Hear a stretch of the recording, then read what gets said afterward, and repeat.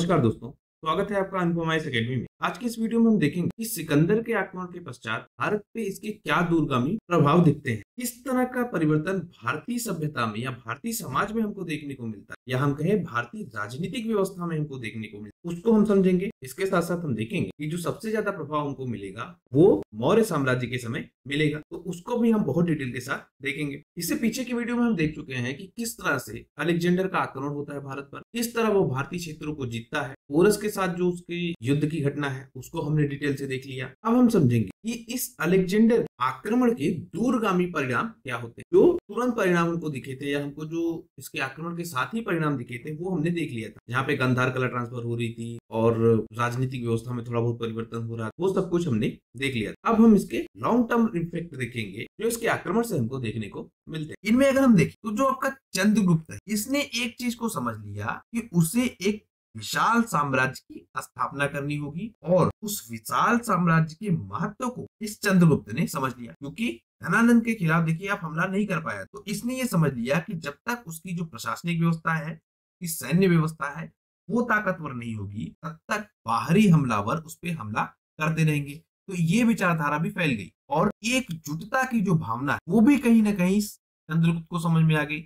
यदि हम राजाओं को जोड़कर और भारतीय क्षेत्र को कहीं ना कहीं एक साथ रखकर उसका प्रशासन चलाएंगे और कंट्रोल वे में हम रखेंगे, तो हम कहीं ना कहीं जो बाहरी हमले हैं उनसे ज्यादा सुरक्षित रहेंगे। इस चंद्रगुप्त ने क्या, उत्तरी भारत को भी जीता, दक्षिणी भारत के भी क्षेत्रों को जीता, यहाँ तक जो चार क्षत्रप है, 20 क्षत्रप की अभी हमने बात की, तो जो चार क्षत्रप है जिसे अरिया, अराकोशिया, एंड्रोसिया और पेरोपमी सेडिया, इनको भी जीता, जिन्हें सेल्यूकस को सौंप दिया था अलेक्जेंडर। और ये इन क्षेत्रों को जीत कर किससे, सेल्यूकस से पुनः अपने अधिकार में ले लेता है। एक तो परिणाम ये हो गया। दूसरा हमको मिलता है जो यूनानी है और जो भारतीय है, इनके बीच कहीं ना कहीं मैत्रीपूर्ण संबंध बन जाते हैं। एक हमको वर्णन मिलता है ग्रीक लेखक एथेनेस का। ये कहता है कि जो भारतीय शासक है हेमिटोकट, इसने सीरिया का जो राजा एंटियोकस प्रथम, इसको एक लेटर लिखा और 3 चीजों की मांग की, शराब, अंजीर और एक सोफिस्ट। सोफिस्ट का मतलब तार्किक या बुद्धिजीवी व्यक्ति। तो इन तीनों चीजों की मांग की थी। तो इस लेवल के इनमें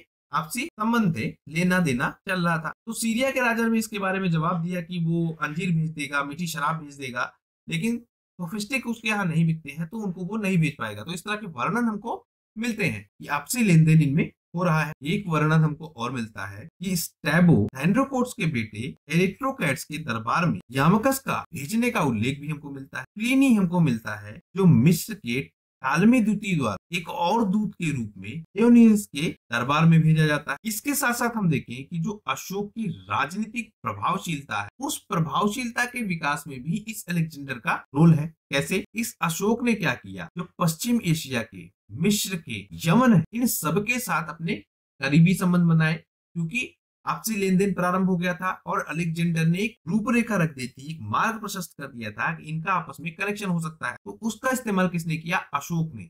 और अपनी जो प्रभावशीलता है वो मिस्र तक, पश्चिम एशिया तक अपनी प्रभावशीलता बढ़ाता है। ग्रीस के कांधार प्रदेश में हम देखें तो एक 13वां शिलालेख मिलता है और इसमें हमको मिलता है कि जो सीरिया के एंटिकोस द्वितीय है, मिस्र के टालेमी फिलाडेल्फस है, मैसिडोनिया एंटिगोनस है, गोमातस है, साइरेन है, मगास है, कोरिंथ है, इन सारे राज्यों में अशोक के विजय का उल्लेख मिलता है हमको। और वर्णन मिलता है कि अशोक द्वारा एंटिकोस द्वितीय और उसके पड़ोसी राज्य के मवेशी और मनुष्यों की चिकित्सा और उपचार के भी संकेत मिलते हैं। देवान प्रियम प्रियदस्ती, जो अशोक का ही नाम हमको मिलता है, ये नाम हमको न केवल यूनानी राजाओं की बल्कि पश्चिम के जो यूनानी देश के राजा हैं उनकी स्थिति को भी दर्शाता है। और ये बताता है कि उसको देवता सदृश, देवता के बराबर इन क्षेत्रों में भी माना जा रहा है। अशोक की राजनीतिक व्यवस्था पे भी हमको प्रभाव दिखता है, क्योंकि जो आपका ये अशोक, ये अपने शिलालेखों को बनवाता है और इन शिलालेखों पे जो हमको प्रभाव दिखता है वो हेरियस के शिलालेखों से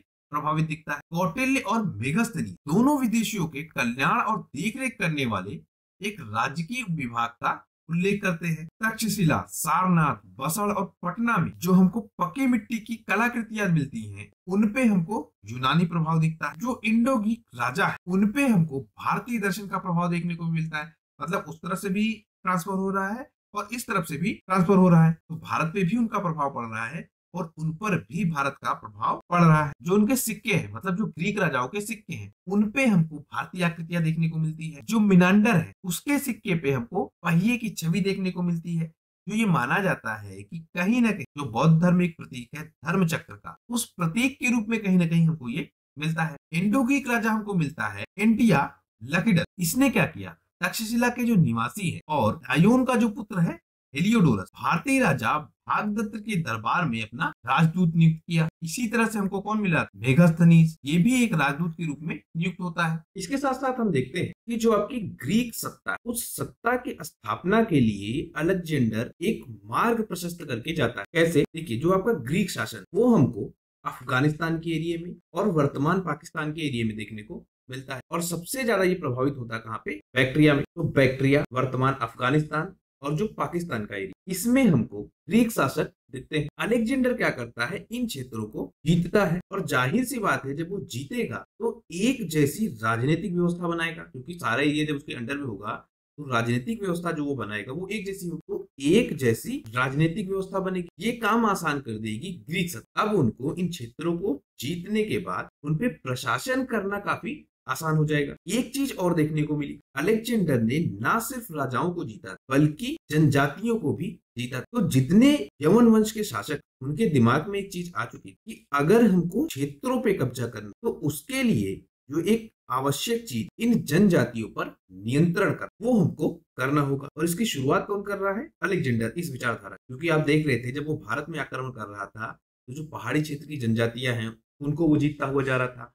लौटते समय भी वो पंजाब क्षेत्र की जनजातियों के साथ युद्ध करता है, वो सब डिटेल हमने देखी है। तो ये तरीका ये डेवलप कर देता है, एक नई विचारधारा ये पैदा कर देता है कि जनजातियों पर भी नियंत्रण किया जाना। इन यूनानी राजाओं में जब हम देखेंगे तो कुछ बहुत प्रसिद्ध हमको राजा मिलते हैं जो इस पद्धति को अपनाएंगे। जैसे आपका मिनांडर हो गया, यूथिडेमस का पुत्र हुआ, और डेमेट्रियस। ये डेमेट्रियस सबसे विख्यात राजा है बैक्ट्रियन के लिए। तो ये सारे लोग क्या करते हैं, इन जनजातियों पर नियंत्रण करते हैं। इसके साथ साथ जो भारत का पश्चिमोत्तर क्षेत्र, ये यूनानी संसार के साथ सीधे संपर्क में आ जाता है। मतलब इनकी कनेक्टिविटी बहुत बेहतर हो जाती है और कहीं ना कहीं डायरेक्ट कनेक्टिविटी हमको देखने को मिलती है। अब समुद्री मार्ग और भूमि मार्ग, दोनों मार्गों भारत के व्यापार इनका प्रारंभ हो जाता है। हमको यूनानी बस्तियों की स्थापना भी इन क्षेत्रों में देखने को मिलती है, जो भारत के आसपास के क्षेत्र या उस समय भारत के अंतर्गत शामिल। जैसे हम देखेंगे जो आपका काबुल का क्षेत्र, यहाँ एक बस्ती बसाई जाती है जिसको कहेंगे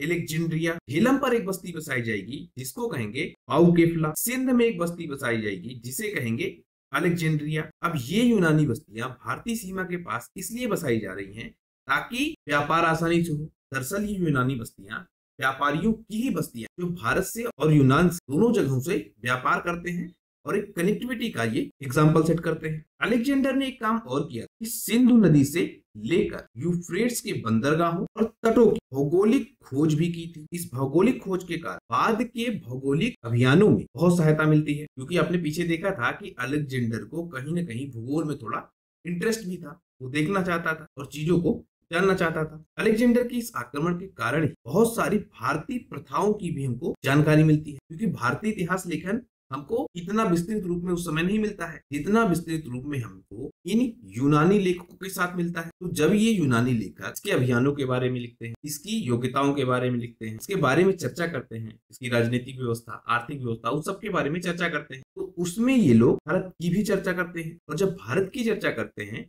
तो भारत के विषय में बताते हैं, उसमें जो मान्यताएं हैं भारत या भारत के लोगों की, वो सब भी हमको दिखती हैं और भारतीय प्रथाओं का हमको ज्ञान होता है। इससे हमको पता लगता है कि भारत में सती प्रथा उस समय चल रही थी। हमको ये भी मिलता है कि जो गरीब माता पिता है वो अपनी लड़कियों को बाजारों में बेच देते हैं। बैलों की जो बिक्री है वो भी हमको देखने को मिल रही है कि पशुओं का लेन देन हो रहा है, मनुष्यों का भी लेन देन हो रहा है और सती प्रथा भी हमको देखने को मिल रही है। एक मान्यता के अनुसार लगभग 2 लाख बैल अलेक्जेंडर भारत से ले गया था, कहा, मैसेडोनिया। तो भारत में जो बैल थे वो अच्छी नस्ल के थे, इसलिए अलेक्जेंडर क्या करता है, भारत से मैसेडोनिया लगभग 2 लाख बैल लेके जाता है। हमको ये पता लगता है कि जो भारतीय हैं उस समय के, उनको रथ बनाने का, नाव बनाने का, जहाज बनाने का, इन सब का कहीं ना कहीं ज्ञान है। और जो काष्ठ कला है भारत, वो काष्ठ कला हमको बहुत ही उत्कृष्ट रूप में देखने को मिलती है। जब आप देखेंगे मौर्य साम्राज्य, तो इस मौर्य साम्राज्य में जब हम इनके